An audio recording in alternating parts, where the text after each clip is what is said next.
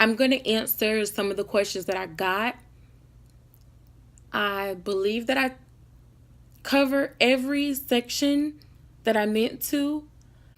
I probably should have wrote down the topics that I planned on talking about, but I didn't. I only wrote down the questions. So, moving on to the questions. If I didn't cover anything that you guys wanted me to, let me know, and then I'll make another video covering that. So, one of the questions that I got was, is sickle cell genetically given to kids? I saw where you stated some ways on keeping your kids from getting it. Is that even possible? Yes, guys, sickle cell is 100% preventable. It is. The only way to get sickle cell is if you have a baby by the trait.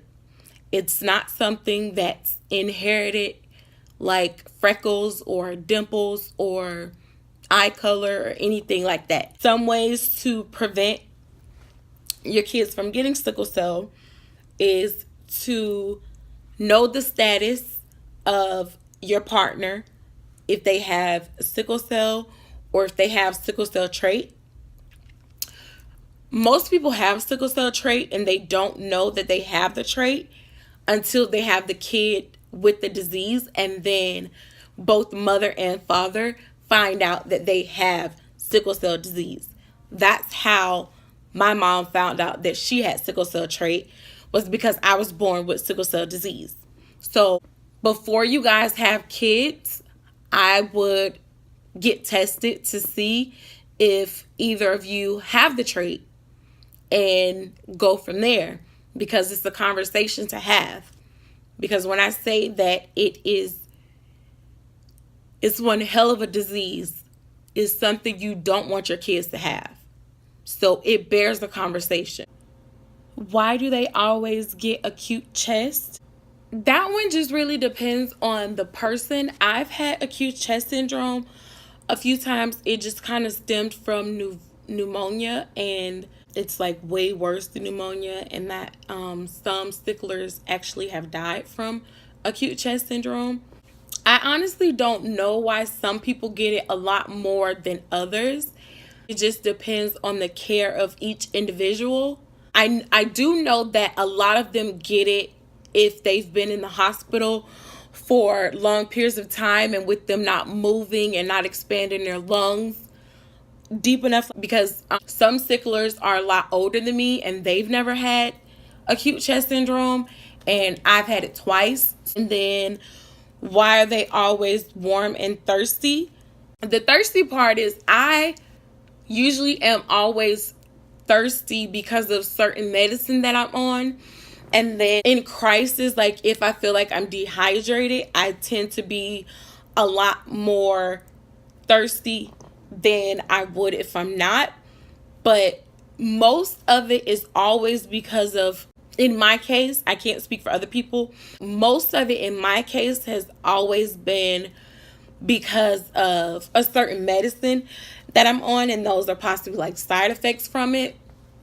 And then the being warm part, not exactly sure what that means. I know it's best to try and stay warm because that will kind of keep us from going into a crisis from the cold, because the cold does throw us into crisis a lot more. So that's why winter months are a lot more hectic, and a lot of sicklers actually dread that month, because we do tend to go into a lot more crisis around that time. My month that I dread more is just like hurricane season, because with the raining and then the pressure dropping and everything like that is when I have the most crisis. So that one just kind of really depends on the person as well. I know many people will ask questions like this. Is it hereditary? That's what I want to know. With you having 3 kids now, has it affected them, and do they have it too? So no, it's not hereditary. My kids doesn't have it. They have the trait. The only way they will pass it on to their kids is if they have kids with someone who has the disease, or if they have kids with someone who has the trait. If they have kids with someone who has, AA, and with them having AS, they kid could possibly carry on the trait, because it goes back to you can give what you have. So, their partner can be AA, and with them being AS, they can give an S, and their partner giving only what they have, which is A, so the kid will have the trait. But I'm hoping that the disease just ends with me, because they're going to have the knowledge and everything. So sickle cell is not hereditary.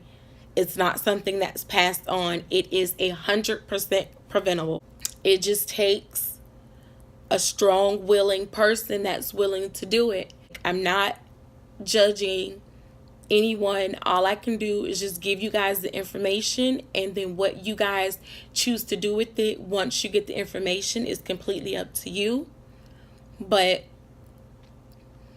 just look at it like this. When your kids have colds and the flu, and then they're running those 103 fevers from teething or whatever it may be, and you feel that pain in your stomach because your kid is sick, and you just pray to God to let it be you, to let you feel that pain and let them be okay. Just imagine that every time your kid goes into a crisis, when you can prevent that. But thank you guys for checking out my video.